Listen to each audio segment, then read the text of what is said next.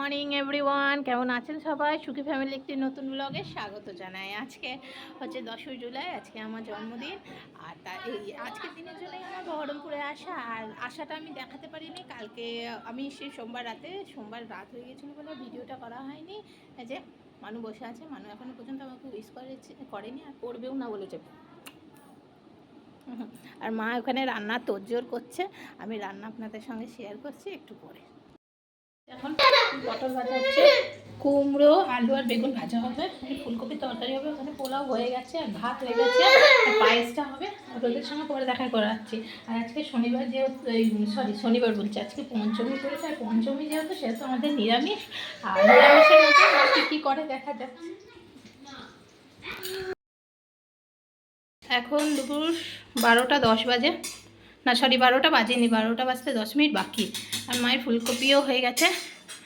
ফুলকপিটা এই যে, এটা মিষ্টি আর আম আমার জন্য কেটে রেখেছে।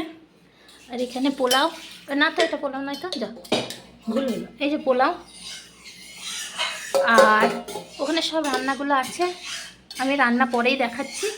আর এখানে মা পায়েস করেছে, আর এখানে পনিরটা কাটা আছে, পনিরটা করবো আমি। হ্যাঁ, তো সব রান্না আবার খাওয়ার সময় দেখাবো ঠিক মা কী কী রান্না করেছে, এখন আমি ঠিক জানি না। ওই যে ভাজা 7 রকম না 8 রকম, ক রকম 6 রকম 5 রকম। আমি ভাজা তো খেতেই চাইছি না। আমি পনিরটা করি দিয়ে আপনাদের সঙ্গে কথা বলি। পনিরটা আমি করেছি, দেখেই মনে হচ্ছে ভালো হয়েছে। হয়ে গেছে, বন্ধ করে দিয়েছি। আর এটা মায়ের পায়েস। এইটা ছাড়া তো জন্মদিন জাস্ট অসম্পূর্ণ, সবারই তাই। এইটার জন্যই এত দূর আসা। হ্যাঁ, শুধু ফুটটা নেই, খাবার নামা তোলা আমার আবার টুকুর কাছে চলে গেল। তোমারটা খাবারটা ভালোই হয়েছে। হ্যাঁ, খাও কেনে আমার সঙ্গে। তোমার জন্মদিন হবে। আমার জন্মদিন তো হয়েছিল। হ্যাঁ, তাই আমি তোমার জন্মদিন এমনি করে তোমাকে খেতে দেবো, ঠিক আছে? উঠো, তোমার জন্মদিনে মা কেমন দিয়েছিল? খেয়েছিল সব।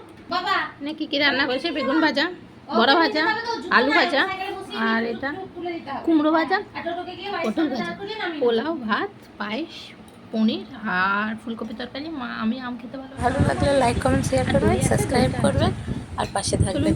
আর জন্মদিনের ব্লগটি এইটুকুই, রান্নার আয়োজন।